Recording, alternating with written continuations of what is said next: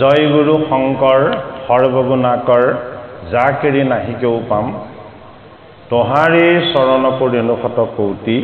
বাৰক কৰোহো প্ৰণাম তোহাৰে চৰণ পৰিণু শত কৌটি বাৰক কৰোহো প্ৰণাম। তেজপুৰ কুমাৰগাঁও নামঘৰত ইয়াৰ সমস্ত সেৱকী বাপ বান্ধৱ আই সমস্তজনৰ সহযোগত আৰম্ভ বা শুভাৰম্ভ হোৱা ভাগৱত পাঠ বিশ্লেষণ অনুষ্ঠানত আজি উপবিষ্ট হোৱা আমাৰ অতি শ্ৰদ্ধাৰ কৃপালু বাপ সমস্ত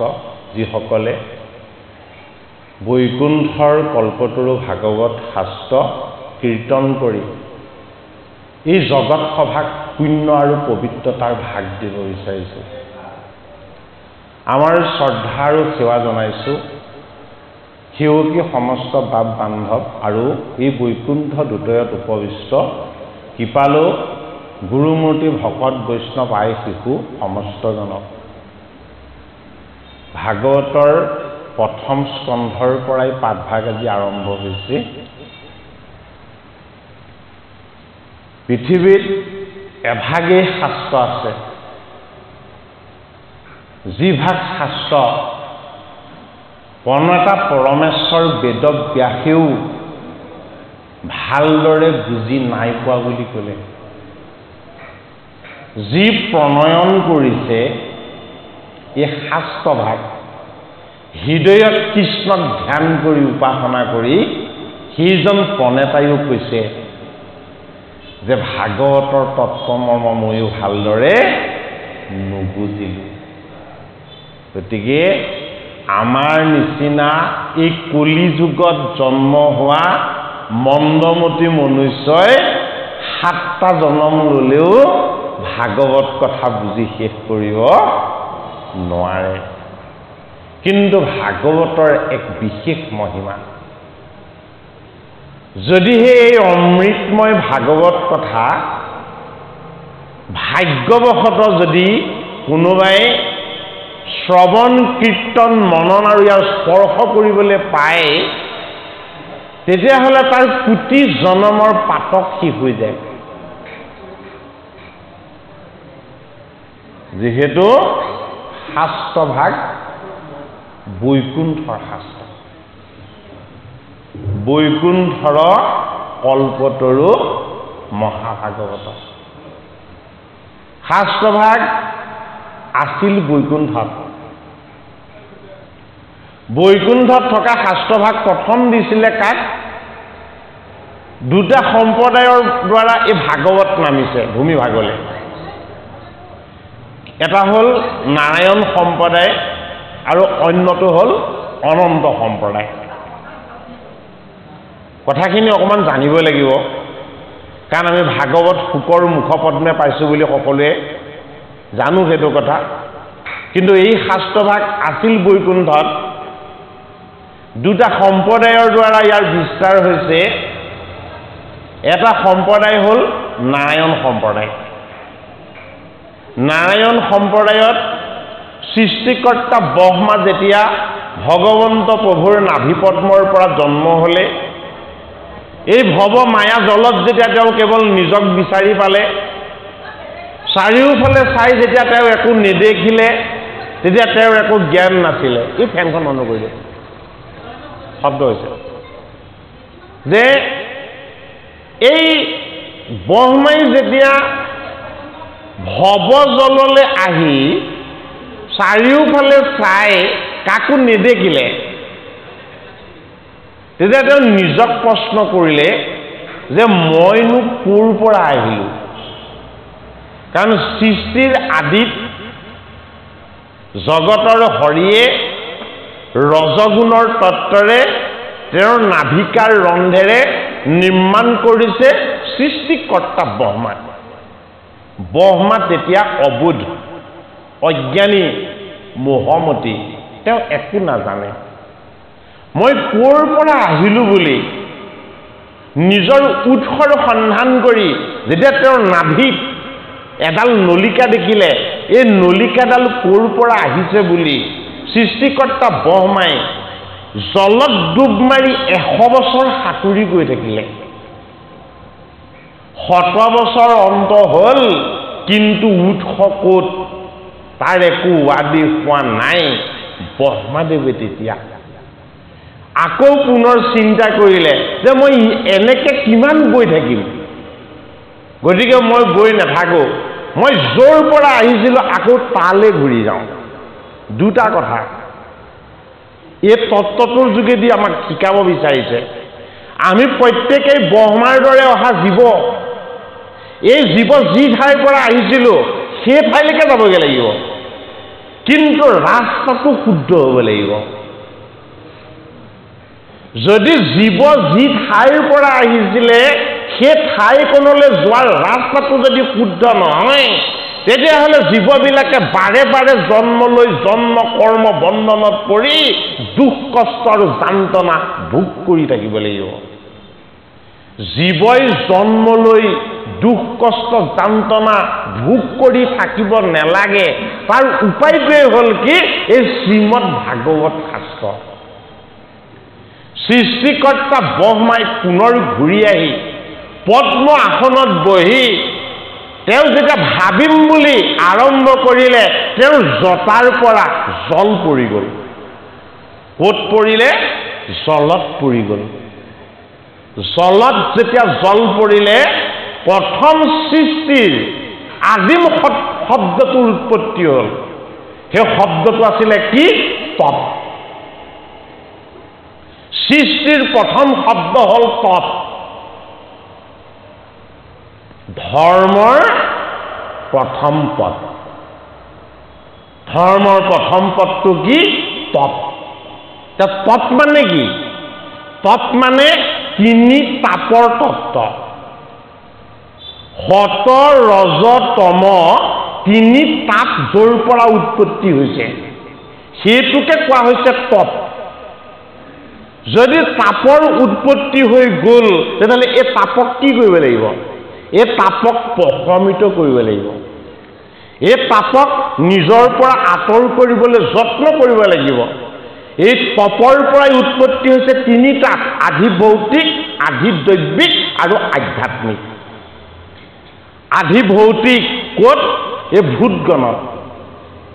যত যিমান জীৱ সৃষ্টি হৈছে এই জীৱবিলাকৰ পৰা আমাৰ কিছুমানৰ পৰা উপকাৰ হয় কিন্তু কিছুমানলৈ আমাৰ ভয় থাকে যিবিলাক বিষাক্ত কীট পতংগ আছে যিবিলাকে দংশন কৰিলে আমাৰ মৃত্যু পৰ্যন্ত হ'ব পাৰে গতিকে এই ভূত বা বস্তুবিলাকৰ প্ৰতি যিটো ভয় আহি যায়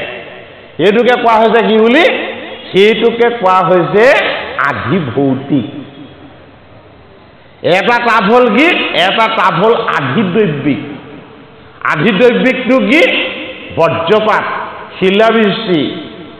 বিজুলী ধুমুহা বৰষুণ অনাবৃষ্টি অতিবৃষ্টি এইবিলাকৰ পৰা আমাৰ জীৱনলৈ যিটো তাপ হয় সেইটোক কি বুলি কোৱা হয় সেইটোক কোৱা হয় আধি দৈবিক আৰু এটা তাপ কি এটা তাপ হ'ল আধ্যাত্মিক তাপটো কি প্ৰাকৃতিক আৰু জীৱৰ আধ্যাত্মিক তাপ হ'ল কি জন্ম মৃত্যুৰ আয়াজাত চক্ৰত বাৰে বাৰে আহি দুখ কষ্ট ভোগ কৰি থাকিব লগা তাপ এই তিনিটা তাপৰ বিকাৰৰ পৰা জীৱ কেনেকৈ মুক্তি হ'ব পাৰিব সৃষ্টিকৰ্তা ব্ৰহ্মাই এই তপ নামৰ শব্দটো শ্ৰৱণ কৰাৰ লগে লগে কি কৰিলে তপস্যা আৰম্ভ কৰিলে কিমান বছৰ তপস্যা কৰিলে দিব্য 12,000 বছৰ এটা কল্প পদ্মকল্পত ব্ৰহ্মকল্পত জন্ম হ'ল পদ্মকল্পলৈকে তেওঁ কি কৰিলে তপস্যা কৰিলে তেতিয়া কি হ'ল তপময় সাধনাত যিজন ঈশ্বৰে তেওঁক নাভি পদ্মৰ পৰা সৃষ্টি কৰিছিলে সেইজন ঈশ্বৰ হ'ল নাৰায়ণ এই নাৰায়ণ নিৰ্গুণ গুণমুক্ত কিন্তু নিৰ্গুণ বস্তুৱে তাক ব্ৰহ্মাদেৱে কেনেকৈ দেখিব জগতৰ হৰিয়ে নিজক নিজে বিষ্ণুৰ মায়াৰে নিৰ্গুণ তত্ত্বৰ পৰা নিৰাকাৰ তত্ত্বৰ পৰা শ্যাম সুন্দৰ হৈ কি কৰিলে সগুণ তত্ত্বলৈ আহি দেখা দিলে কি হয় শ্ৰী নাৰায়ণ হৈ সৃষ্টিকৰ্তা ব্ৰহ্মাই তপস্যাৰ সাৰ্থকতা বুজি যেতিয়াই তেওঁ সন্মুখত জগতৰ হৰি শ্ৰীনাৰায়ণক দৰ্শন পালে তেতিয়া তেওঁ বুজি পালে যে মই জলত সাঁতুৰি মই যিমান দিনেই নগলোহেঁতেন কিয় মায়াৰ জলত বিচাৰিলে একো বস্তু পোৱা নাযাব যদি মই বিচাৰি পাবলৈ হয় মই মোৰ ভাৱ চিন্তন আৰু সাধনাৰ দ্বাৰা মই অন্তৰ্মুখী ঈশ্বৰক মোৰ হৃদয়ৰ তত্ত্বৰ মাজলৈ মই অন্তৰ্নিহিত হৈ লুকাই থকা ঈশ্বৰজনক মই চোৱাৰ অভ্যাস কৰিব লাগিব সেইটো কাৰণে ব্ৰহ্মাদেৱে প্ৰথম দেখা পালে শ্ৰীনাৰায়ণক শ্ৰীনাৰায়ণে যেতিয়া দৰ্শন দিয়ে তেওঁ দৰ্শন দি ভক্তক মনৰ ইচ্ছা সাম্ভল কৰি দিয়ে প্ৰথম সৃষ্টিকৰ্তা ব্ৰহ্মাৰ অজ্ঞান আছিলে জগতৰ হৰি নাৰায়ণে দিব্য জ্ঞান তত্ত্ব 4 বেদ 14 শাস্ত্ৰ 18 পুৰাণ জ্ঞান বিজ্ঞান তদং ৰহস্য সমস্তখিনি সৃষ্টিকৰ্তা ব্ৰহ্মাক আশীৰ্বাদ ৰূপত দি দিলে এতিয়াৰ পৰা তোমাৰ সৃষ্টিৰ জ্ঞান হ'ব বেদৰ জ্ঞান হ'ব সমস্ত শাস্ত্ৰৰ তুমি তত্ত্ব জানিবা 14 শাস্ত্ৰ 4 বেদ 18 পুৰাণ এই সমস্ত তত্ত্ব তোমাৰ কণ্ঠগত হ'ব আৰু সৃষ্টিকৰ্তা ব্ৰহ্মাই যেতিয়া জগতৰ হৰিক প্ৰাৰ্থনা কৰি কৈছিলে যে ইমানখিনি সম্পত্তি আপুনি মোক দিয়া সত্ত্বেও আপুনি মোক আৰু এটা বৰ দিয়ক বোলে কি বৰ মোৰ সৃষ্টিৰ মাজত যাতে মই কেৱল আপোনাক দেখা পাওঁ মোৰ সৃষ্টিৰ মাজত যাতে আপোনাৰ আনন্দক মই সদায় দেখা পাওঁ মোৰ যাতে সৃষ্টিত কোনোদিন কোনো অহংকাৰ নাহে সৃষ্টিৰ অহংকাৰ মানে এই অহংকাৰ অতি ভয় লগা সৃষ্টিৰ অহংকাৰৰ পৰা যদি জীৱ মুক্ত হ'ব নোৱাৰে তেতিয়াহ'লে তাৰ পৰিণাম বৰ ভয়ানক হ'ব সেইটো কাৰণে সৃষ্টিকৰ্তা ব্ৰহ্মাই জগতৰ হৰিৰ পৰা বৰ ল'লে কি বুলি যাতে মই যিখিনি সৃষ্টি কৰোঁ এই সৃষ্টিৰ মাজত সদায় আপুনিয়ে থাকিব আৰু তাৰ পৰা যাতে মোৰ কোনো অহংকাৰ উৎপত্তি নহয় জগতৰ হৰিয়ে সৃষ্টিকৰ্তা ব্ৰহ্মাৰ মনত যাতে কোনোদিন অহংকাৰ নহয় তাৰ কাৰণে দান কৰিলে কি শ্ৰীমদ ভাগৱত এই বৈকুণ্ঠৰ কল্পটোৰ ভাগৱত মই তোমাক 4টা শ্লোকত দান কৰিছোঁ এই চতুশ্লোকী ভাগৱত তুমি সদায় উপাসনা কৰিবা তেতিয়া তোমাৰ কোনো ধৰণৰ অহংকাৰে আৰু কেতিয়াও আহিব নোৱাৰে সৃষ্টিকৰ্তা ব্ৰহ্মাই দিলে কাক দেৱঋষি নাৰদক নাৰদে আনি ভাগৱত প্ৰণয়ন কৰিবলৈ ৰাস্তা দেখুৱালে কাক বেদব্যাসক বেদব্যাসে এই ভাগৱত পঢ়ালে তেওঁ পানৰ পুত্ৰ শুকক শুকদেৱে এই ভাগৱত গংগাৰ পাৰত পাণ্ডৱৰ্ণাদি পৰীক্ষিতক শ্ৰৱণ কৰাইছে সেইটো কাৰণে শুক আত্মা শুক পৰমাত্মাৰ অংশ শুক দেহত থাকিও দেহৰ অতীত সুখ দেহৰ গুণত থাকিও গুণৰ পৰা মুক্ত কিয় প্ৰণেতা পৰমেশ্বৰ বেদব্যাসে 17 পুৰাণ প্ৰণয়ন কৰিছিল কাকো পঢ়োৱা নাছিল শিকোৱা নাছিল অষ্টাদশদল মহাভাৰত নিৰ্মাণ কৰিছিল কেৱল নিৰ্মাণ কৰিছিল কাকো শিকোৱা নাছিল পঢ়োৱা নাছিল মহাভাৰতৰ অন্তৰ্গত দিব্য জ্ঞানময় গীতা প্ৰণয়ন কৰিছিল কিন্তু এই গীতা যদিও তেওঁ পঢ়োৱা নাছিলে সঞ্জয়ক দিব্য দৃষ্টি দিছিলে এই গীতা যাতে তেওঁ শ্ৰৱণ কৰি বুজি পাব পাৰে কিন্তু ভাগৱত বেদব্যাসে নিজৰ পানৰ পুত্ৰ শুকক পঢ়ালে শিকালে আৰু বুজালে শুকে যেতিয়াই ভাগৱত পালে কি হৈ গ'ল খুব গুণৰ পৰা মুক্ত হৈ দেহৰ পৰা মুক্ত হৈ পৰিপূৰ্ণ আত্মাৰূপ হৈ তেওঁ অখণ্ডিত ঈশ্বৰ তত্ত্ব হৈ গ'ল সেইটো কাৰণে শুকে বস্ত্ৰ পৰিধান নকৰে শুকৰ কি নাই? শুকৰ লজ্জা নাই। লজ্জাই তেওঁক স্পৰ্শ নকৰে। শুকে সদায় 16 বছৰীয়া তৰুণ হৈ ইষত ইষত হাঁহি সদায় ভগৱান কৃষ্ণৰ গুণ কীৰ্তন আৰু ভাগৱত কীৰ্তন কৰি ফুৰে। শুকৰ কি নাই? শুকৰ জন্ম আছে, মৃত্যু নাই। কিয়? সত্যত জন্ম, পেটাত শৰণ, দাপৰত পিতৃগুৰুৰ ওচৰত পঢ়িছে তেওঁ ভাগৱত শাস্ত্ৰ, আৰু কলিৰ সন্ধ্যাত কৰিছে শুকে ভাগৱত কীৰ্তন। 4টা যুগত জানো কোনোবা অমৰ হৈ থাকে? ক'ত আছে তেনে 4 যুগে অমৰ? একমাত্ৰ ব্যাস নন্দন, যি পাণ্ডৱৰ নাতি পৰীক্ষিতক গংগাৰ পাৰত দ্বাদশ স্কন্ধ ভাগৱত সপ্তম দিৱস কৈ পৰীক্ষিতৰ মনৰ ঋষিৰ অভিসম্পাতৰ ভয় আৰু মৃত্যুৰ ভয় এই সমস্তখিনিক দূৰ কৰি দিলে। শুক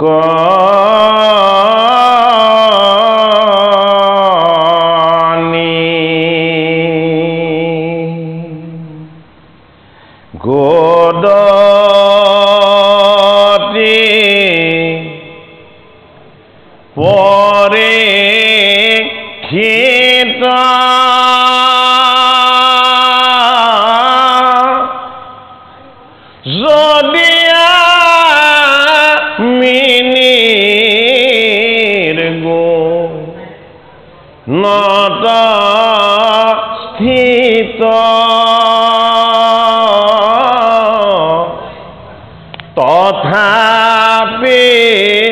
উত্তম শ্লোকৰ মহিমা গুণে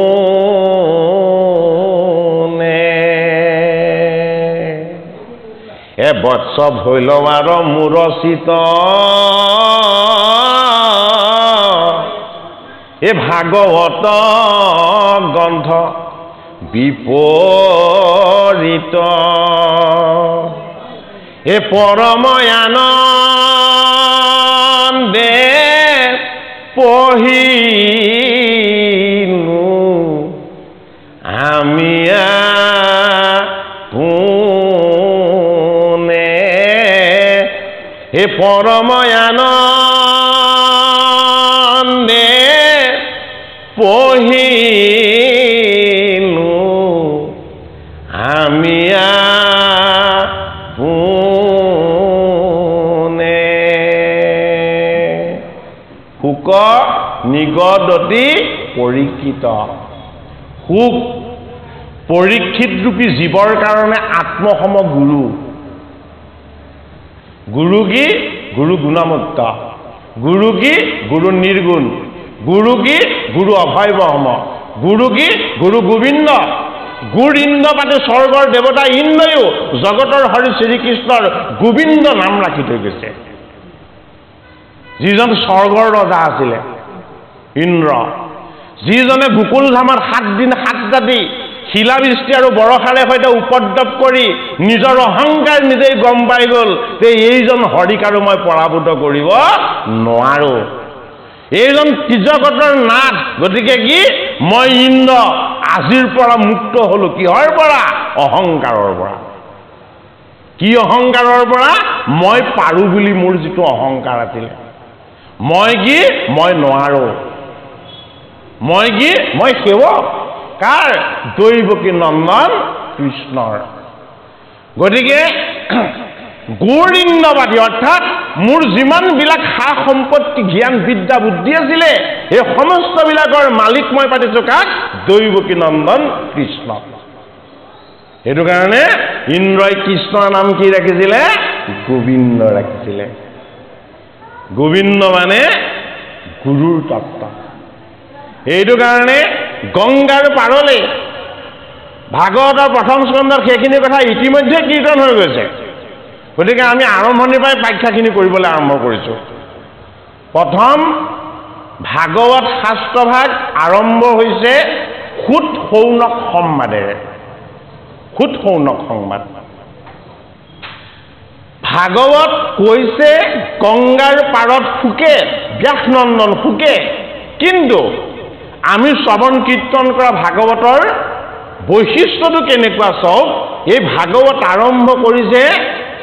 পদৰ দ্বাৰা সুত সৌনক সংবাদৰ দ্বাৰা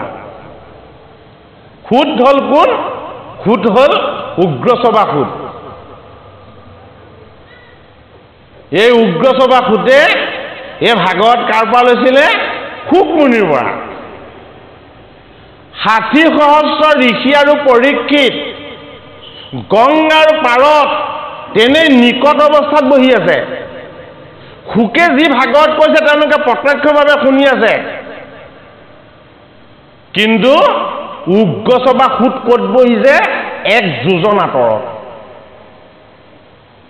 উগ্ৰসভা সুত বহিছে ১ যোজন আঁতৰত বাকীসকল বহিছে শুকৰ কাষত ১ যোজন আঁতৰত বহি এই শুকক কি কৰিলে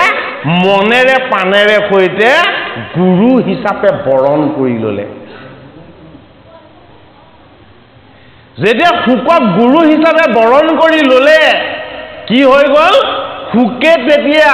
এই ৬০,০০০ ঋষি আৰু পৰীক্ষিততকৈও বেছি উজ্জ্বলকে জিলিকি থকা দেখিলে কাক উগ্ৰসভা সুতক বোলে এওঁ মোক মনেৰে আৰু পানেৰেই আত্মসম গুৰু বুলি বৰণ কৰিলে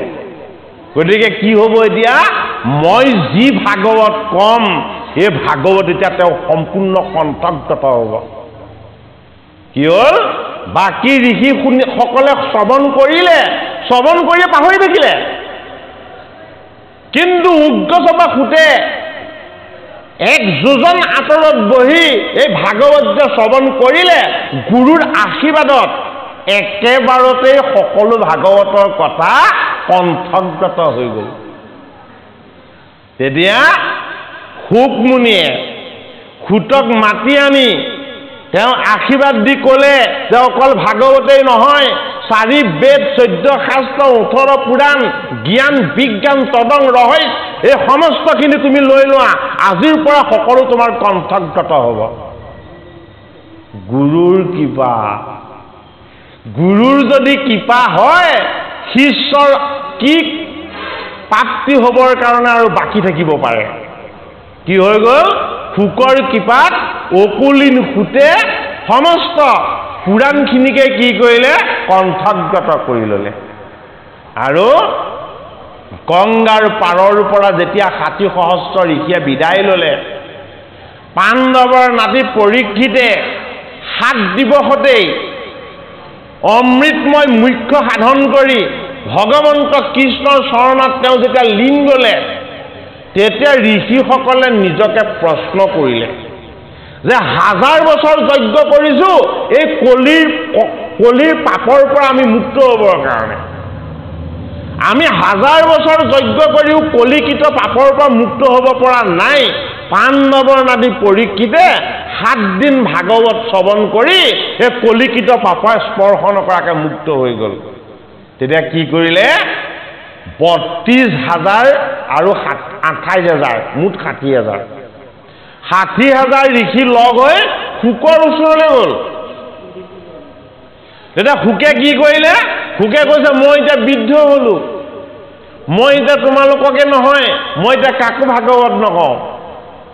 মোৰ এই কৰ্ম কোনে কৰিব মোৰ শিষ্যই কৰিব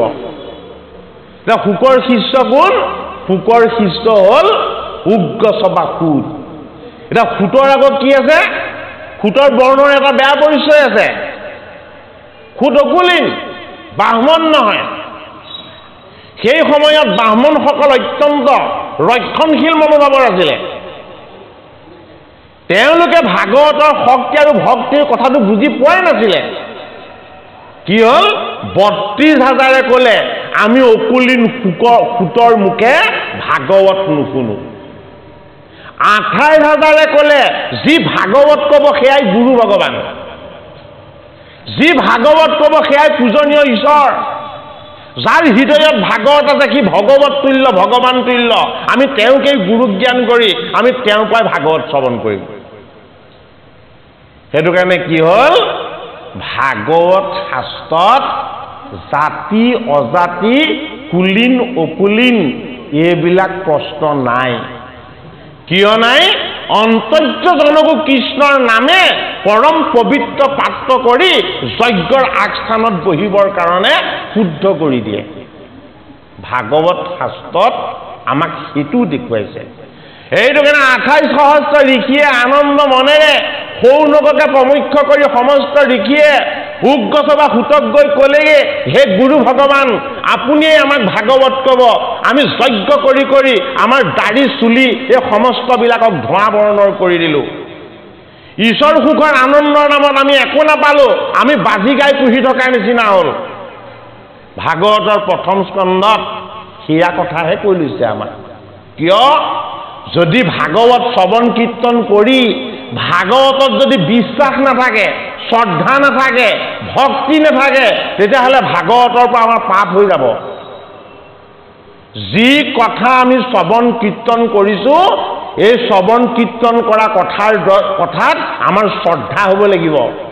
আমাৰ ভক্তি হ'ব লাগিব আৰু আমাৰ একান্ত বিশ্বাস হ'ব লাগিব যদি এই বিশ্বাস নাথাকে তেতিয়াহ'লে আমি ইয়াৰ পৰা ঈশ্বৰৰ আশীৰ্বাদৰ ভাগ কেতিয়াও লাভ কৰিব নোৱাৰিম অকুলিন ফুটে যেতিয়াই গুৰুৰ আসনত বহি নৈমিষ ক্ষেত্ৰত যেতিয়াই ভাগৱত ক'বলৈ আৰম্ভ কৰিলে ঋষিসকলৰ মনৰ সংশয় ক্ৰমান্বয়ে দূৰ হৈ যাবলৈ আৰম্ভ কৰিলে যেতিয়া ঋষিসকলে ভাগৱত শুনিবলৈ আৰম্ভ কৰিছে প্ৰথম কথা ভাগৱতত দেখাইছে এইটো আপোনালোকেও ভালকৈ জানি লওক বুজি লওক যেন আমি নিজৰ কথা ইয়াত ক'ব নোৱাৰোঁ ইয়াত যি ক'ব লাগিব ভাগৱতে যি কৈছে সেইটোৱে ইয়াত নিজৰ মত নিজৰ কথা একো কেতিয়াও আমি আৰোপ কৰিব নাপায় কাৰণ এই শাস্ত্ৰ বৈকুণ্ঠৰ শাস্ত্ৰ এই শাস্ত্ৰৰ কথাতকৈ শ্ৰেষ্ঠ কথা একো নাই সেইটো কাৰণে প্ৰথম ভাগৱতত কি দেখাইছে 28 সহস্ৰ ঋষিয়ে প্ৰথম ঋষি সুতক কৈছে যে হে গুৰু ভগৱান আপুনি আমাক পৰীক্ষিতৰ জন্ম বিষয়ে কওক আপুনি আমাক পৰীক্ষিতৰ জন্ম বিষয়ে কওক আপুনি আমাক পৰীক্ষিতৰ নামকৰণৰ বিষয়ে কওক পৰীক্ষিতেনো নিৰ্গুণৰ স্থিত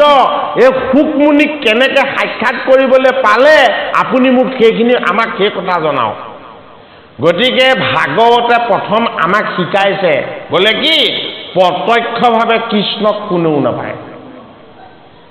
প্ৰত্যক্ষভাৱে কৃষ্ণক পোৱাৰ ৰাস্তাটো ভাগৱতে দেখুওৱা নাই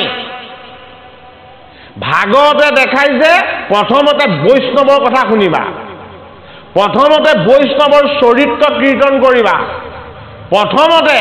বৈষ্ণৱেই বিষ্ণুৰ তত্ত্ব বুলি তেওঁৰ চৰণ সেৱা কৰি পৰম পবিত্ৰ ঈশ্বৰ কৃষ্ণৰ চৰণ দৰ্শনৰ ইচ্ছা কৰিবা সেইটো কাৰণে ঋষিসকলে প্ৰথম জানিবলৈ বিচাৰিলে পৰীক্ষিতৰ কথা প্ৰথম স্কন্ধত পৰীক্ষিতৰ জন্ম বিষয়ক প্ৰশ্ন সুধিছে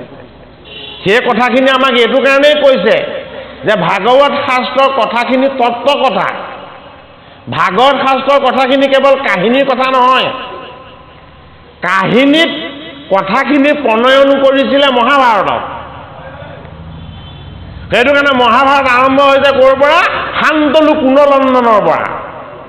শান্তনু বংশৰ পৰা শান্তনু বংশৰ পৰা মহাভাৰত আৰম্ভ হৈছে আৰু এই শান্তনু বংশৰ পৰা আৰম্ভ হোৱা মহাভাৰতৰ মূলভূত কেইটামান কথা ভাগৱতৰ প্ৰথম স্কন্ধলৈ আনিছে কি আনিছে পাণ্ডৱৰ জন্মৰ কথা ইয়ালৈ নাই অনা ভাগৱত শাস্ত্ৰলৈ পাণ্ডৱৰ জন্মৰ কথা নাই অনা ভাগৱত শাস্ত্ৰলৈ আনিছে পাণ্ডৱৰ নাতি পৰীক্ষিতৰ জন্ম বিষয়ক কথা কিয় আনিলে পৰীক্ষিতৰ জন্ম বিষয়ক কথাটো ভাগৱতলৈ কিয় আনিলে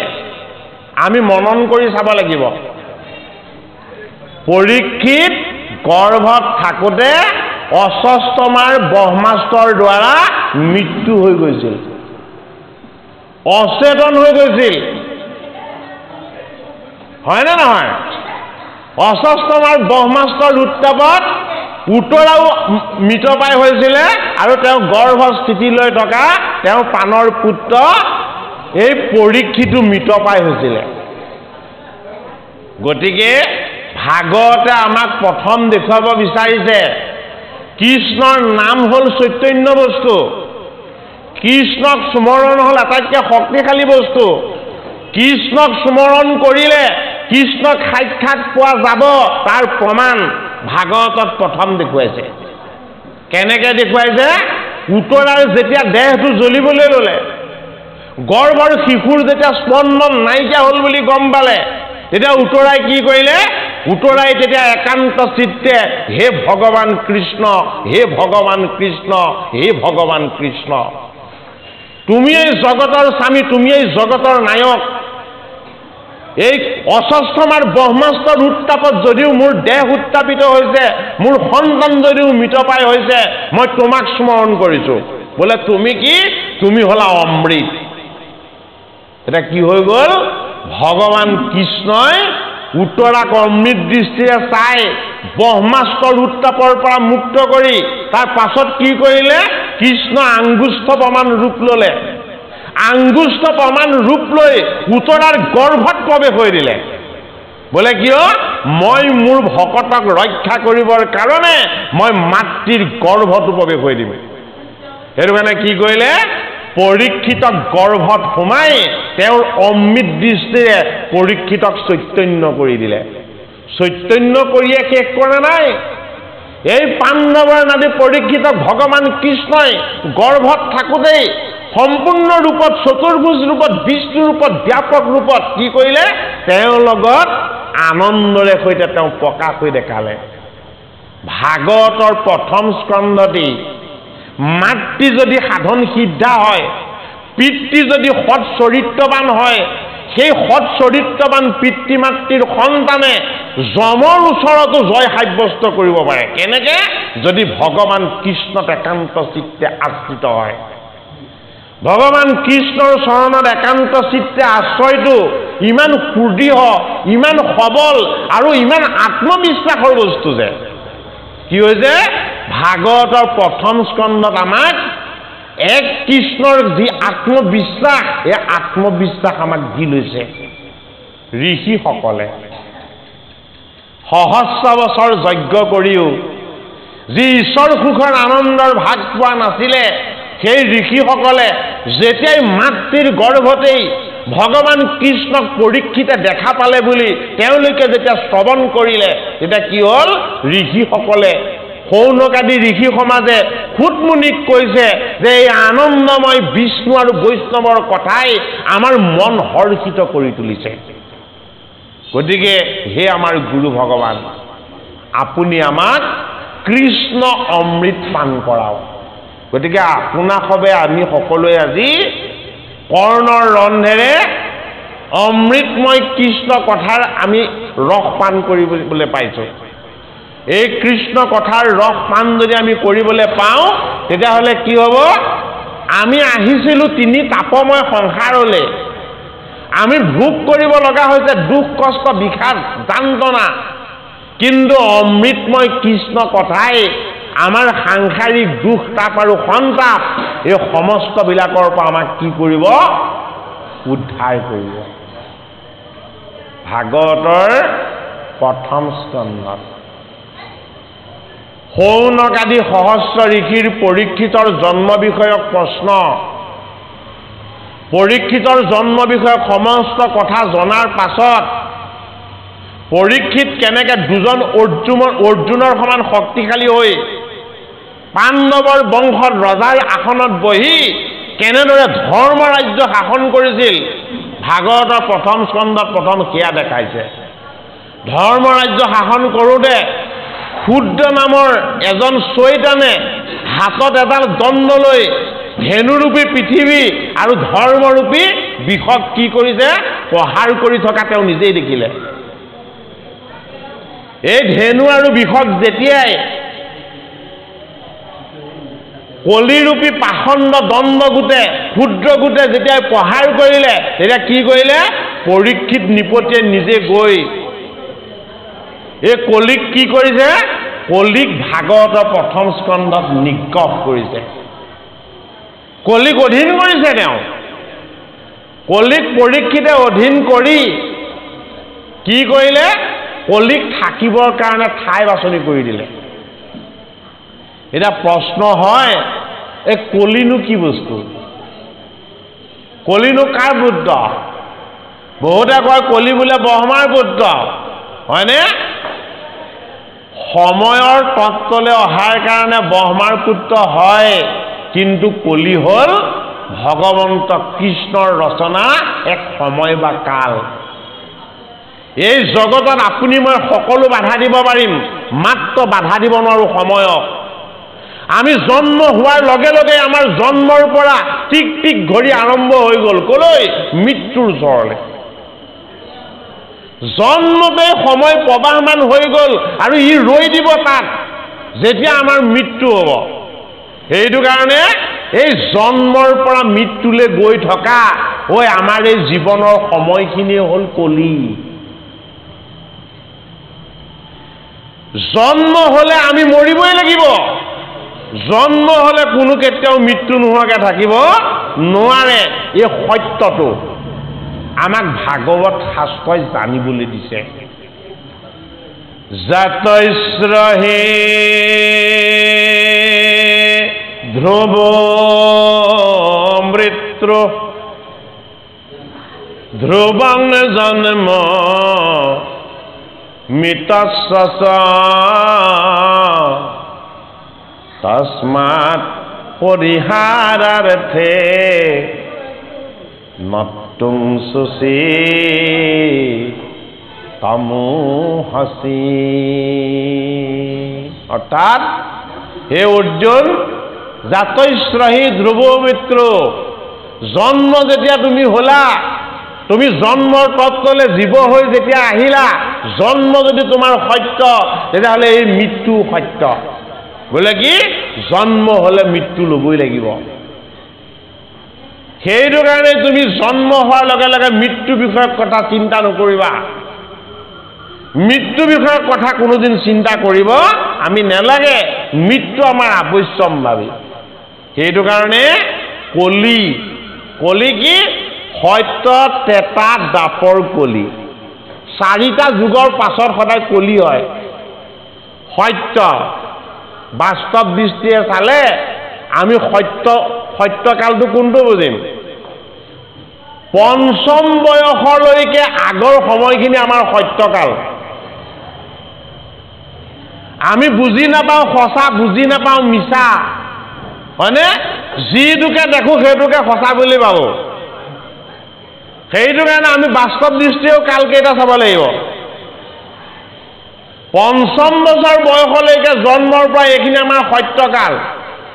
সত্যৰ আগতো এটা কাল আছে সেইটো আদি সত্য হ'ল আমি মাতৃৰ গৰ্ভত থকা 10 মাহ 10 দিন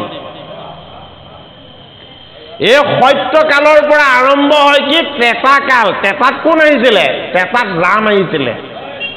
ৰামে কি কৰিছিলে ৰামে 12 বছৰ বয়সত ৰাজ সিংহাসন ত্যাগ কৰি বনবাস লৈছিলে হয় না নহয় গতিকে আমাৰ ত্ৰেতা যুগটো আৰম্ভ হয় পঞ্চম বছৰ বয়সৰ পৰা 14 বছৰ বয়সলৈকে পঞ্চম বছৰ বয়সৰ পৰা 14 বছৰ বয়সলৈকে এইখিনি আমাৰ ত্ৰেতা যুগ কিয় ত্ৰেতা যুগ আমাক সেইটো সময়ত লাগে আত্মপ্ৰতিষ্ঠাৰ এটা উচ্চাকাংক্ষা যৌৱন আহে বসন্ত আহে হয়নে আমাৰ চিন্তা ধাৰণাবিলাক সলনি হ'বলৈ ধৰে সেইটো কাৰণে 14 বছৰ বয়সলৈকে এইখিনি আমাৰ ত্ৰেতা যুগ 14 বছৰৰ পাছত অন্তিম মৃত্যু সময়লৈকে এইখিনি আমাৰ দাপৰ যুগ 14 বছৰৰ পৰা মৃত্যুৰ সময়লৈকে এইখিনি আমাৰ দাপৰ যুগ বাস্তৱ দৃষ্টিৰে চালে যে 14 বছৰলৈকে কিয় ত্ৰেতা যুগ ধৰা হ'ল হয়নে ওই 14 বছৰলৈকে আমি কিশোৰ হৈ থাকো আমাৰ লাজটো অলপ বেছি হয় হয়নে পিতৃৰ সত্য আৰু মাতৃৰ বাক্য ওই এই দুটাকে আমি সঁচা বুলি ভাবি থাকো বেলেগ সত্য আমি বুজিবলৈ যত্ন নকৰো কিন্তু 14 বছৰ পাছত যেতিয়া যৌৱন আৰম্ভ হয় যৌৱন আৰম্ভ হোৱাৰ লগে লগে কি হয় আমি সত্যৰ পাৰটোতো নাথাকো অসত্যৰ পাৰটোতো নাথাকো হয়নে বাৰু এইটো দাপৰ এইটো কি দাপৰ এই গোটেই জীৱনটোকে প্ৰেমময় কৰি ল'ব বিচাৰো সেইটো কাৰণে জগতৰ হৰি দৈৱকী নন্দন কৃষ্ণৰ অৱতাৰ হৈছে দাপৰ যুগত ক'ত অৱতাৰ হৈছে কংসৰ কাৰাগাৰত যিদিনাখনে আমাৰ বয়স আৰু বুদ্ধিৰে আমি বুজি পাম যে এই দেহটো এটা কাৰাগাৰ এই দেহ কাৰাগাৰত বন্দী হৈ আছে আত্মাৰূপী কৃষ্ণ আৰু এই কৃষ্ণস্বৰূপ আত্মাই আমাৰ হাত আৰু ভৰিত শিকলি লগাই থৈছে কি শিকলি মায়া আৰু মোহৰ শিকলি এই মায়া আৰু মোহৰ শিকলি যেতিয়ালৈকে খোল নাখাব তেতিয়ালৈকে সত্য কৃষ্ণৰ ঈশ্বৰ প্ৰেম আমাৰ হৃদয়ত কেতিয়াও উপলব্ধি নহ'ব সেইটো কাৰণে কি দাপৰ যুগত পূজা সত্য ধ্যান অৰ্থাৎ ৫০ বছৰ বয়সলৈকে অকণমান বালি গোটাই তাত ফুল দিলে ভগৱান আহি যায় যেহেতু সেইটো সত্যকাল তাত ধ্যান কৰিলে ঈশ্বৰক আনিব পৰা যায় হয়নে তেতা যুগত কি তেতা যুগত যজ্ঞ মানে কি জীৱনৰ সৎকৰ্ম জীৱনৰ প্ৰস্তুতি সেইটো কাৰণে ৰামচন্দ্ৰক কি কৰিছে ৰামচন্দ্ৰক ৫০ বছৰ বয়সৰ পাছত পিতৃ দশৰথে পঠাইছে কলৈ বশিষ্ঠ ঋষিৰ আশ্ৰমলৈ যে বশিষ্ঠ ঋষিৰ আশ্ৰমত গৈ তুমি শুদ্ধ ব্ৰহ্মচৰ্য ব্ৰত পালন কৰা শুদ্ধ ব্ৰহ্মচৰ্য ব্ৰত পালন কৰি তাক তুমি বেদ আদি অধ্যয়ন কৰি তুমি ঈশ্বৰ শিক্ষা গ্ৰহণ কৰা আৰু যেতিয়া ১২ বছৰ পূৰ্তি হোৱাৰ আগতেই তেওঁ বশিষ্ঠ ঋষিৰ আশ্ৰমৰ পৰা আহিলে তাৰ পাছত তেওঁক নিবলৈ আহিছে কোনে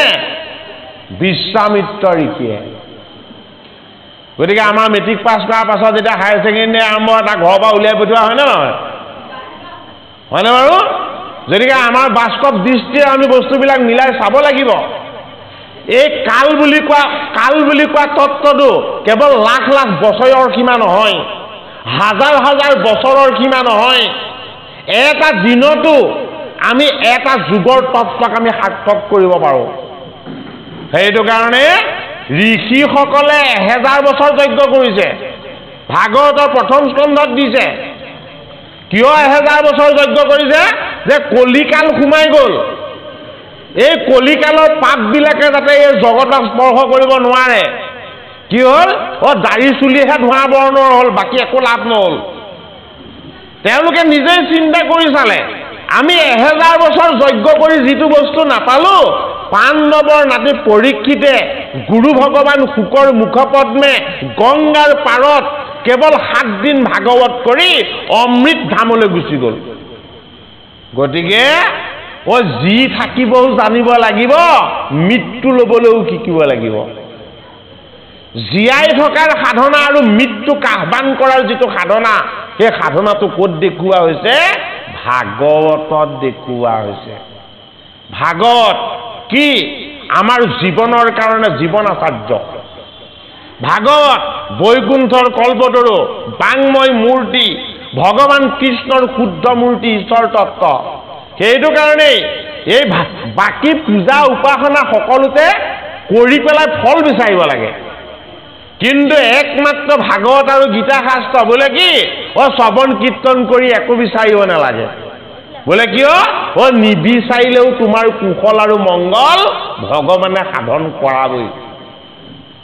সেইটো কাৰণে গংগাৰ পাৰ আমি বুজিব লাগিব নৈমিষ ক্ষেত্ৰ আমি ভাবি চাব লাগিব ভাগৱতত আমাক দেখুওৱা এই স্থানবিলাকৰ তত্ত্বটো কি গংগা কাৰ ভাৰ্যা আছিলে গংগা শান্তনুৰ ভাৰ্যা আছিলে গংগা কাৰ মাতৃ আছিলে গংগা পিতামহ ভীষ্মৰ মাতৃ আছিলে যদি আমি চাওঁ হয়নে অষ্টম স্থানত দুজন এজন দৈৱকী নন্দন কৃষ্ণ দৈৱকীৰ অষ্টম পুত্ৰ আৰু এজন শান্তনুৰ নন্দন কোন পিতামহ ভীষ্ম গংগাৰ অষ্টম পুত্ৰ এজন বৈষ্ণৱ সিজন বিষ্ণু দুইজনৰে স্থানটো অষ্টমত লৈছে কিয় পাণ্ডৱক কৃষ্ণৰ পৰিচয় দিবৰ কাৰণে পিতামহ ভীষ্মৰ জন্ম হৈছে কোনো বেলেগ উদ্দেশ্য আগত দেখি এই ধৰাধামলৈ পিতামহ ভীষ্ম অহা নাছিলে যদিও গোটেই জীৱনটো হস্তিনাপুৰৰ সিংহাসনখনেই তেওঁ ৰক্ষা কৰি আছিল যদিও 10 দিন সেনাপতি হৈ পাণ্ডৱৰ বিৰুদ্ধে কেৱল দুৰ্যোধনক সমৰ্থন কৰিয়ে তেওঁ যুদ্ধ কৰিছিল কিন্তু তেওঁৰ লগত এটা বৰ আছিল সেই বৰটো কি ইচ্ছামিত্ৰ পিতৃ শান্তনুৱে তেওঁক এটা বৰ দিছিলে হে মোৰ পুত্ৰ দেৱব্ৰত মই তোমাৰ ত্যাগত সন্তুষ্ট হৈছো মই তোমাক আজি পিতৃগুৰু হিচাপে এটা বৰ দিছো বলে কি যি দিনাখনেই তুমি মৃত্যুক ল'ব বিচাৰিবা সেই দিনাখনেই তুমি মৃত্যুক মাতিব পাৰিবা মাতিলে জানো 58 দিন সৰসজ্জাত কেকাই কেকাই শুই থাকিলে ইমান কষ্ট ভোগ কৰি থকা সত্ত্বেও পিতামহ ভীষ্মই ইচ্ছামিত্ৰক স্বীকাৰ নকৰিলে কিয় ইচ্ছামিত্ৰক স্বীকাৰ নকৰিলে তেওঁ গংগাৰ অষ্টম পুত্ৰ হৈ এই ভূমিলৈ আহিছে কেৱল এটা উদ্দেশ্যত কি উদ্দেশ্যত বোলে সদায় সভাসদ হৈ সদায় পাণ্ডৱৰ অনুকূল হৈ সদায় পাণ্ডৱৰ লগত চাহ হৈ জগতৰ হৰি কৃষ্ণ আছে কিন্তু কৃষ্ণক জগতৰ ঈশ্বৰ বুলি পাণ্ডৱে চিনি নাপায় যিদিনাখন মই এই মোৰ নাতিসকল পঞ্চ পাণ্ডৱক দৈৱকী নন্দন কৃষ্ণক মই জগতৰ ঈশ্বৰ বুলি মই চিনাকি বা পৰিচয় কৰি দিব পাৰিম সেইদিনাখনে মোৰ মৃত্যু হ'ব গতিকে ভকতক ভগৱানৰ পৰিচয় কৰি দিয়াটো বৈষ্ণৱৰ কাম সেইটো কাৰণে ভাগৱত শাস্ত্ৰত প্ৰথম আৰম্ভ হৈছে কি বৈষ্ণৱৰ তত্ত্ব প্ৰথম স্কন্ধত আমাক বিষ্ণুৰ তত্ত্ব দিয়া নাই বেছিকে প্ৰথম স্কন্ধত আমাক দিছে বৈষ্ণৱৰ তত্ত্ব কেনেকৈ দিছে এজন বৈষ্ণৱ হ'ল পৰীক্ষিতৰ জন্ম বিষয়ক কথাখিনি দিছে এজন বৈষ্ণৱ হ'ল পাণ্ডৱৰ মাতৃ কুন্তি কুন্তিৰ স্তৱ দিছে আৰু বৈষ্ণৱ হ'ল কোন বৈষ্ণৱ হ'ল দ্ৰৌপদীৰ 5টা পুত্ৰ শিৰচ্ছেদ কৰাৰ পাছতো অশ্বত্থামাক কি কৰিছে দ্ৰৌপদীয়ে ক্ষমাদান কৰিছে ভাগৱতৰ প্ৰথম স্কন্ধ এফালে কুন্তিৰ স্তৱ অন্যফালে দ্ৰৌপদীৰ ক্ষমাদান অশ্বত্থামাক দ্ৰোণাচাৰ্যৰ পুত্ৰক আৰু অন্যফালে পিতামহ ভীষ্মৰ মুখ্য সাধন ক'ত হৈছে ভাগৱতৰ প্ৰথম স্কন্ধত হৈছে গতিকে ভগৱান কৃষ্ণ প্ৰথম পৰিচয় কি ক্ষমামূৰ্তি যি ভাগৱত কথা শ্ৰৱণ কীৰ্তন কৰি অন্তৰত ক্ষমা ভাৱটো তেওঁ পুহি বা জাগ্ৰত কৰিব পৰা নাই তেতিয়াহ'লে ভাগৱতে তেওঁৰ হৃদয়ত ক্ৰিয়া নাই কৰা ভাগৱতৰ প্ৰথম স্কন্ধত দেখুৱাইছে দ্ৰৌপদীৰ ক্ষমা ভাগৱতৰ প্ৰথম স্কন্ধত দেখুওৱা হৈছে কি মাতৃ কুন্তিৰ কৃষ্ণস্তৱ কৃষ্ণক কি বিচাৰিছিলে কুন্তিয়ে ভাগৱতৰ প্ৰথম স্কন্ধত দিছে হে কৃষ্ণ তুমি জগতৰ ঈশ্বৰ মই তোমাক আজি চিনি পাই গলো বোলে কি মই যিদিনাখনে ৰাজমাতা হলো মোৰ পুত্ৰ যুধিষ্ঠিৰ যেতিয়া ৰজা হ'ল ইমান দিনে তুমি আমাৰ লগত আছিলা আৰু এতিয়া তুমি দ্বাৰকালৈ যাবলৈ ওলাইছা তুমি এতিয়া কলৈ যাবলৈ ওলাইছা এই পঞ্চ পাণ্ডৱ আৰু পেহীক এৰি তুমি এতিয়া তোমাৰ দ্বাৰকালৈ যাবলৈ ওলাইছা মই বুজি পালো বোলে কি য'ত সুখ আছে য'ত আনন্দ আছে য'ত জয় জয় মই ৰাজমাতাৰ দৰে স্থান আছে তাত তুমি কৃষ্ণ নাথাকা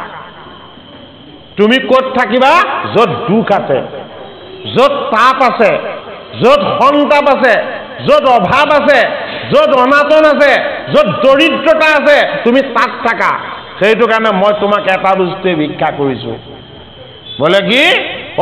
যি দুখ আৰু কষ্ট আছে সমস্তখিনি তুমি মোক দান কৰা এই জগতৰ যিমান দুখ কষ্ট বিষাদ আছে সমস্তখিনি তুমি মোক দান কৰা আৰু এইখিনি যেতিয়া মই মোৰ ওচৰলৈ আহিব মই তাৰ পৰা নিবৃত্তি পাবৰ কাৰণে মই কেৱল তোমাৰ চৰণ চিন্তা কৰিম সেইটো কাৰণে ভাগৱতৰ প্ৰথম স্কন্ধত দিছে কি কুন্তি স্তৱ আমাক কি লাগে আমাক ধন ধান আৰু সুখ এই তিনটাৰ বাহিৰে বেলেগ কিবা লাগে জানো এই তিনটাই লাগে সকলোৱে সেই তিনটাকে পাইছে জানো ভাগৱত বৈকুণ্ঠৰ কল্পতৰু ঈশ্বৰৰ বাংময় মূৰ্তি কৃষ্ণৰ পৰম সত্য তত্ত্ব বোলে কি যদি তুমি মোৰ আনন্দ পাব বিচাৰিছা তেতিয়াহ'লে কুন্তীৰ দৰে মোক স্তুতি কৰা যদি তুমি মোৰ আনন্দ পাব বিচাৰিছা তেতিয়াহ'লে তুমি দ্ৰৌপদীৰ দৰে ক্ষমাশীল হোৱা যদি তুমি মোৰ আনন্দৰ ভাগ পাব বিচাৰিছা তেতিয়াহ'লে পিতামহ ভীষ্মই যিদৰে পঞ্চ পাণ্ডৱক কৃষ্ণৰ পৰিচয় দিছে এই গোটেই জগত সভাক তোমালোকে কেৱল কৃষ্ণৰ পৰিচয় দিয়া সেইটো কাৰণে পৰমাত্মাৰ স্তুতি যি কৰে কুন্তি ক্ষমা গুণৰ গৰাকী যি হয় সেয়া দ্ৰৌপদী আৰু কৃষ্ণক যি পৰিচয় কৰি দিয়ে সেয়া হ'ল পিতামহ ভীষ্ম ভাগৱতৰ প্ৰথম স্কন্ধত কেৱল বৈষ্ণৱৰ গুণখিনি দেখুওৱা হৈছে এই বৈষ্ণৱৰ গুণখিনি শ্ৰৱণ কীৰ্তন কৰি ঈশ্বৰ বিষ্ণুৰ ৰহস্যময় ভকতিখিনি আমাৰ হৃদয়ত আমি উপলব্ধি কৰিবলৈ অভ্যাস কৰিব লাগিব সেইটো কাৰণে ঈশ্বৰ সেৱাটো অবাস্তৱিক কাল্পনিক বস্তু নহয় ঈশ্বৰ সেৱা আৰু উপাসনা প্ৰথম আমি আমাৰ মুখখন যদি আইনাত চাব বিচাৰো আইনাখন প্ৰথমতে ধূলিবিলাক মুচি লওঁ যদি তেতিয়াও ধূলি থাকে তিতা কাপোৰ আনি তাক ভালকৈ চাফা কৰি লওঁ হয়নে বাৰু হৃদয়ৰ আইনাখনত বা দাপোনখনত পৰমাত্মা কৃষ্ণক আমি দেখা পাব লাগিব এই পৰমাত্মা কৃষ্ণক যদি আমাৰ হৃদয়ৰ দাপোনত হিকিকেশক আমি যদি দেখা পাবলৈ হয় আমাৰ অন্তৰখন ধূলি মাকতি ক'লা দাগ চাগ এইবিলাকৰ পৰা সম্পূৰ্ণ মুক্ত হ'ব লাগিব যদি আমাৰ অন্তৰখন যদি কেনেবাকৈ লেতেৰা হয় আনৰ প্ৰতি হিংসা ভাৱ থাকে আনৰ প্ৰতি প্ৰতিশোধ পৰায়ণ ভাৱ থাকে আনক যদি অনিষ্ট কৰাৰ ভাৱ থাকে সেই ভাৱ লৈ ভাগৱত 7 দিন 7 ৰাতি শুনিলেও কৃষ্ণৰ আশীৰ্বাদৰ ভাগ কেতিয়াও আপোনাক হবে নাপাব আৰু কোনেও নাপায় প্ৰথম নিজৰ অন্তৰখন নিকা কৰি ল'ব লাগিব শুদ্ধ কৰি ল'ব লাগিব এই জগতৰ মানৱটো বাদ দিয়ক কীট পতংগ তিন তৰু লতিকা সকলোকে বিষ্ণুময় দৰ্শন কৰাৰ দিব্য ভক্তিৰ ভাগ লাভ কৰিব লাগিব নিজেই অনুভৱ কৰিব লাগিব যে সমস্ততে বিষ্ণু ব্যাপ্ত হৈ আছে মই যি কৰি আছো মই যি চাই আছো মই যি শুনি আছো মই শুনাৰ আগত মোক প্ৰতিপালন কৰি থকা ভগৱানে সেয়া দেখি আছে গতিকে সত্যই হ'ল ঈশ্বৰ ঈশ্বৰেই হ'ল সত্য যি কোনোদিন অসত্যৰ আশ্ৰয় নলয় যি কোনোদিন অসত্যক জয় জয়কাৰ হ'বলৈ দিয়া নাই সেইটো কাৰণেও আমি ঈশ্বৰক ভক্তি কৰিলেও ঈশ্বৰক উপাসনা কৰিলেও ঈশ্বৰৰ যদি আমি সেৱক হ'বলৈও যত্ন কৰোঁ আমি কেতিয়াও অসত্যৰ অন্যায়ৰ পথত আমি নিজে থাকিব নেলাগিব অৰ্থাৎ সত্য পথ ধৰ্ম পথ ধৰ্মশীল জীৱন ধৰ্মশীল বিচাৰ জীৱনৰ শুদ্ধ সংস্কাৰ এই গোটেই বস্তুখিনিয়ে এটা জীৱক দেহৰ বন্ধনৰ পৰা মুক্ত কৰি জীৱন্ত কালতেই কি কৰে আত্মাস্বৰূপ ৰূপদান কৰে এই জীৱন্ত কালতেই সত্যক উপলব্ধি কৰি মই দেহী নহয় মই ব্যাসনন্দন নহয় মই সত্যৱতীৰ পুত্ৰ নহয় মই কৃষ্ণৰ অংশ মই জীৱ হৈও পৰমাত্মাৰ আনন্দ কোনে ভাবিছিলে সুকে ভাবিছিলে সেইটো কাৰণে সুকে বসন নিপিন্ধে লজ্জা কাৰণ কোনোদিন নাই পঞ্চম বয়সৰ শিশুৰ দৰে সদায় সৰল কোমল আৰু সদায় নৃত্যৰত কি হয় 16 বছৰীয়া তৰুণ হৈও কেৱল কৃষ্ণৰ গীত গাই গাই আনন্দময় নৃত্য কৰি গোটেই জগত সভাক তেওঁ শুদ্ধ কৰে ভাগৱত শুকৰ মুখ পদ্মেহে এই ভূমিভাগত পৰিছে আৰু শুনিছে কোনে পাণ্ডৱৰ মাজে পৰীক্ষিত আৰু 60 সহস্ৰ ঋষি এই ভাগৱত যি শ্ৰৱণ কীৰ্তন কৰিবলৈ পাইছে তেওঁলোকে ভাবি ল'ব পাৰে আগৰ জন্মত তেওঁলোক ঋষিমুনি আছিলে সেইটো কাৰণে কলিযুগত এই মনুষ্য হৈ তেওঁলোকে ভাগৱত কথা শ্ৰৱণ কীৰ্তন কৰিবলৈ পাইছে কোনো পাপীয়ে কোনো তাপীয়ে কোনো পাপৰ ভাগি থকা লোকে কেতিয়াও গীতা ভাগৱতৰ কথা শ্ৰৱণ কীৰ্তন কৰিবলৈ নেপায়। ভাগৱতত সেই কথা দিছে, বোলে কি যিজনৰ অসংখ্যাত পুণ্য আছে সেইজনেহে কৃষ্ণ কথা শ্ৰৱণ কীৰ্তনৰ আনন্দ লাভ কৰিব পাৰে। ভাগৱতৰ প্ৰথম স্কন্ধ। যি পাণ্ডৱৰ বংশত পৰীক্ষিত নৃপতিৰ জন্ম হ'ল, পাণ্ডৱৰ নাতি হৈ পৰীক্ষিতে দুজন অৰ্জুনৰ সমান শক্তি ধাৰণ কৰি ধেনুৰূপী পৃথিৱী আৰু ধৰ্মৰূপী বিষক অত্যাচাৰ কৰাৰ কাৰণে কলিক গৈ তেওঁ ধৰিলে, কলিক তেওঁ নিগ্ৰহ কৰিলে আৰু কি কৰিলে, ধৰ্মৰ ভংগ হোৱা পথকেইটা তেওঁ জোৰা লগাই দিলে। ইয়াৰ পাছতো পাণ্ডৱৰ নাতি পৰীক্ষিতে অভিসম্পাত কিয় পাব লগা হ'ল? প্ৰথম স্কন্ধ। পাণ্ডৱৰ বংশত জন্ম হৈ যাৰ সভাসদ কৃষ্ণ আছিলে, যি গৰ্ভত থাকোঁতে ভগৱান বিষ্ণুক দৰ্শন পাইছিলে, এই বিষ্ণুক দৰ্শন পোৱা এই শুদ্ধ জীৱ পৰীক্ষিতে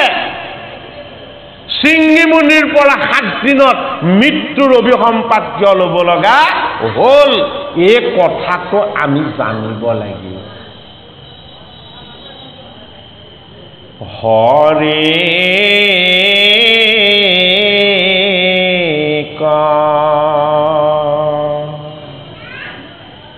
সততে স্মৰা প্ৰজা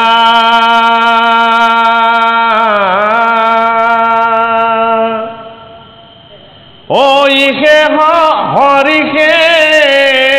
সমস্ত ধৰ্ম ৰাজা হৰি হো মৰণে সিজয় পুণ্য কিং কৰ হে নপাহৰিবাহা কদাচিত এই শুনা কথা ইটো বিপৰীত এ হৰি পাহৰিলে কি যে পা পনিৰন্তৰ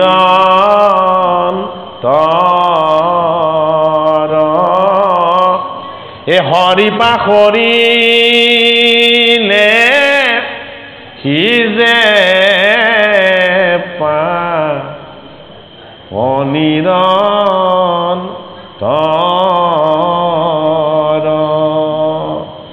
হৰিক সততে স্মৰা প্ৰজা ইহে হৰিষে সমস্ত ধৰ্মে ৰাজা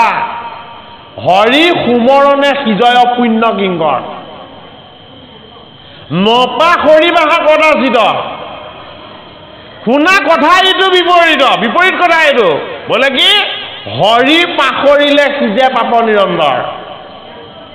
গতিকে হৰিক আমি পাহৰিলে আমাৰ পাপ হ'ব প্ৰথম প্ৰমাণটো কাৰ দ্বাৰা দেখালে পৰীক্ষিতৰ দ্বাৰা দেখালে পৰীক্ষিতৰ সেইদিনাখন কি হ'ল সদায় সিংহাসনত বহি ভগৱান কৃষ্ণৰ নাম জপ কৰি তেওঁ পূৰ্বপুৰুষসকল ধৰ্মৰাজ যুধিষ্ঠিৰ ভীম অৰ্জুন নকুল সহদেৱ মহাত্মা বিদুৰ ইত্যাদি সকলক স্মৰণ কৰি তেওঁ ৰাজ্য শাসন কৰে সেইদিনাখন পৰীক্ষিতৰ এটা বিপৰীত দিন আহি গ'ল কি বিপৰীত দিন আহি গ'ল পৰীক্ষিতে সেইদিনাখন কৃষ্ণক স্মৰণ নকৰিলে তেওঁ পিতামহ সকলকো স্মৰণ তেওঁ প্ৰথমতে মনলৈ এটা কথা আহিলে যে মোৰ পিতামহ ভীমে কেনেকৈ জৰাসন্ধক বধ কৰিলে যি জৰাসন্ধই 17 বাৰ দ্বাৰকা ৰাজ্য আক্ৰমণ কৰিছে বুলি গম পাইছো মোৰ পিতামহ অৰ্জুনে তপময় সাধক শিৱক কেনেকৈ পৰাস্ত কৰিলে,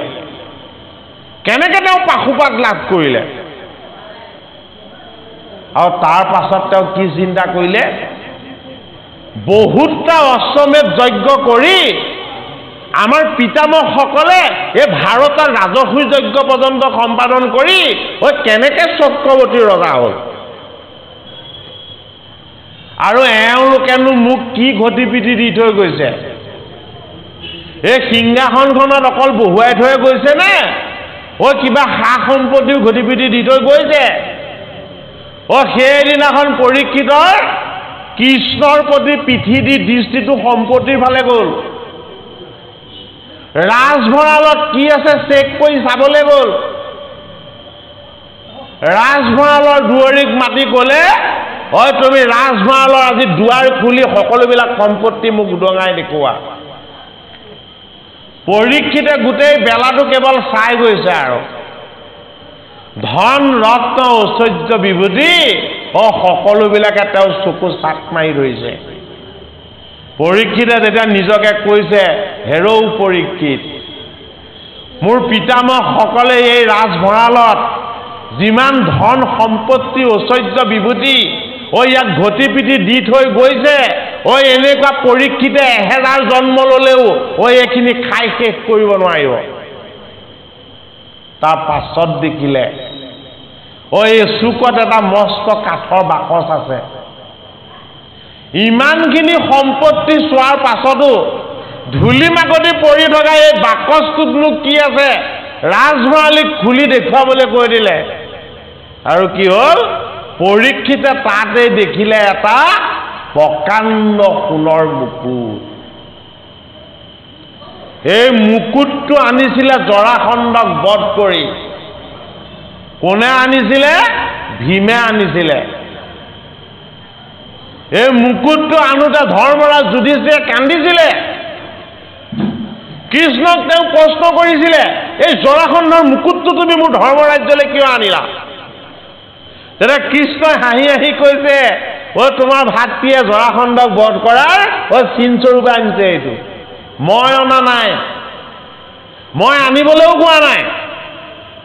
মই জৰাসন্ধৰ পুত্ৰ সহদেৱক তাৰ ৰজা বাদি থৈ আহিছো। কিন্তু মুকুটটো ভীমে হাতত লৈ ক'লে, হেৰা কৃষ্ণ, তুমি যে আমাৰ লগত আছিলা, অৰ্জুন যে আমাৰ লগত সহায় আছিলে, মই যে তোমাৰ বুদ্ধিমতে জৰাসন্ধক বধ কৰিলো, তাৰ প্ৰতীক হৈ এই মুকুটটো আমাৰ লগতে থাকিব, বেয়া হ'ব নেকি? তেতিয়া কৃষ্ণই খুব হাঁহিলে। কিয় হাঁহিছে? পাণ্ডৱে কোনোদিন নিজ হাতেৰে কোনো ৰাজ্যৰ পৰা সম্পত্তি অনা নাছিলে। তেওঁলোকৰ পালি পহৰীয়াবিলাকেহে হাতত সম্পত্তি আনিছিলে। পাণ্ডৱে কোনো ৰাজ্য জয় কৰি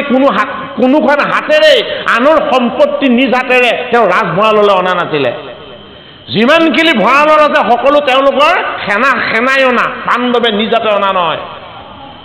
কিন্তু এই ভীমে আনিছিলে কি? এই জৰাসন্ধৰ মুকুটটো। ধৰ্মৰাজ যুধিষ্ঠিৰে তেওঁ ভাতৃ ভীমক কৈছে, ভীম তুমি এইটো বৰ বেয়া কাম কৰিলা। বোলে কি? ধৰ্মৰ ৰাজ্যলৈ এই অধৰ্মৰ মুকুটটো তুমি কিয় আনিলা? তেতিয়া কৃষ্ণই হাঁহি হাঁহি কৈছে, দাদা, এই কেতিয়াবা তোমাৰ ভাতৃসকলৰ এটা ভুলো হ'ব পাৰে। তুমিতো ধৰ্মৰ ৰজা, তুমি যদি ভুল ক্ষমাই কৰি নিদিয়া তেতিয়াহ'লে তুমিতো ধৰ্মৰ ৰজা কেনেকৈ হ'বা? তেতিয়া যুধিষ্ঠিৰে কথাটো বুজি পাই গ'ল, এইটো কৃষ্ণৰে চলনা। এওঁ যেতিয়া মোৰ ভাতৃ ভীমকে সমৰ্থন কৰিছে, এইটো কৃষ্ণৰে চলনা। তেতিয়া যুধিষ্ঠিৰে ঘোষণা কৰিলে, এই মুকুট আমাৰ ৰাজভঁৰালত থাকিব, কিন্তু মই ৰজা হৈ থকালৈকে এই মুকুট কোনেও চাবও নোৱাৰিব। কি কৰিব নোৱাৰিব? চাবও নোৱাৰিব। য'ত ধৰ্ম ৰজা, অধৰ্ম জৰাসন্ধৰ মুকুট, তাত কোনেও চোৱাৰ ব্যৱস্থা নাই। আমাক সেয়াও বুজালে। পাণ্ডৱৰ নাতি পৰীক্ষিতে যেতিয়াই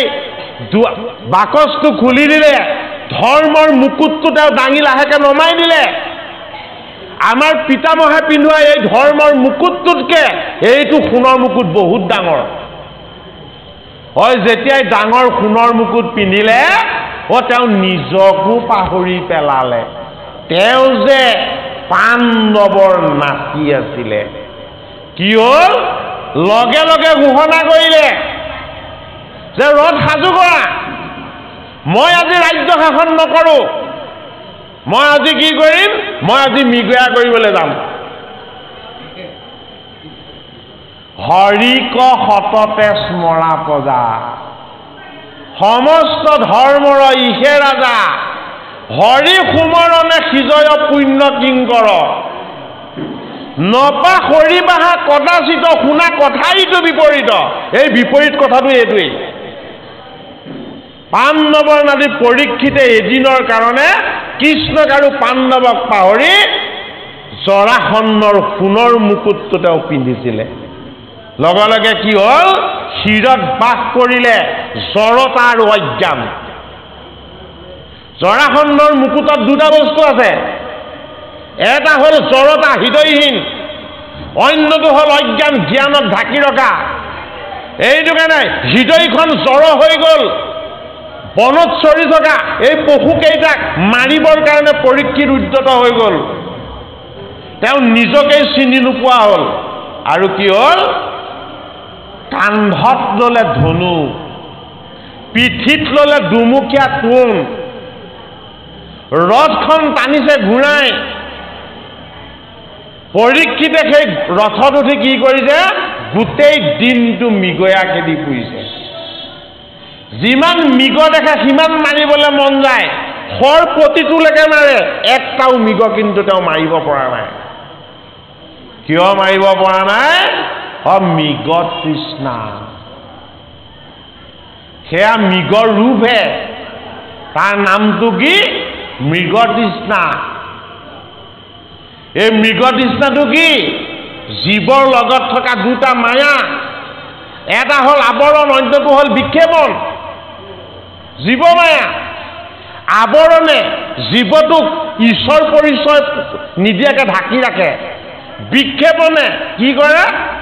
মিছাটোকে সঁচা কৰি দেখুৱায় আৰু সঁচাটোক ঢাকি ৰাখে সেইটো কাৰণে পৰীক্ষিতে সেইদিনাখন বনত চৰি থকা মৃগকেইটাৰ চৈতন্য শক্তি ঈশ্বৰ কৃষ্ণ বুলি পাহৰি থাকিলে গোটেই দিনটো মৃগয়াৰ পাছে পাছে দৌৰিলে এটা মৃগও বধ কৰিব নোৱাৰিলে তৃষ্ণা বাঢ়ি গ'ল এইবাৰ পিয়াহ গুচি তৃষ্ণা হ'ল আৰু কি হ'ল পাণ যাই যাই লাগি গ'ল সমীক ঋষিৰ আশ্ৰম পালেহি সমীক সাধনময় আৰু পৰীক্ষিত অত্যন্ত চঞ্চল সমীক ব্ৰাহ্মণ পৰীক্ষিত ক্ষত্ৰিয় সমীকৰ সাধনা এক ঈশ্বৰ পৰীক্ষিতৰ বাসনা কেৱল জল যিটো মায়া আৰু চঞ্চল প্ৰথম পৰীক্ষিতে যদিহে তেওঁ হৰিক পাহৰি এই মায়ামৃগ যদি খেদিবলৈ নগ'লেহেঁতেন তপস্যা কৰি থকা ঋষিৰ চৰণত ফুল দি তেওঁ সেৱা কৰি আশীৰ্বাদ ল'লেহেঁতেন কিন্তু কি কৰিলে পৰীক্ষিতে ঋষিক গালি পাৰিলে কটু বাক্য প্ৰয়োগ কৰি লেখা পাঠ হৈ গৈছে ইতিমধ্যে কটু বাক্য প্ৰয়োগ কৰিলে তুমি ব্ৰাহ্মণ মই ক্ষত্ৰিয় তুমি সাধনাময় মই সাধনময় নহয় সেইটো কাৰণে মই অহা দেখি তুমি মাত দিয়া নাই এনেকৈ কৈছে আৰু কি হ'ল প্ৰথম মৃগৰ পাছত তাৰ পাছত ঋষিৰ পাছত তাৰ পাছত সেয়াইও নাতিলে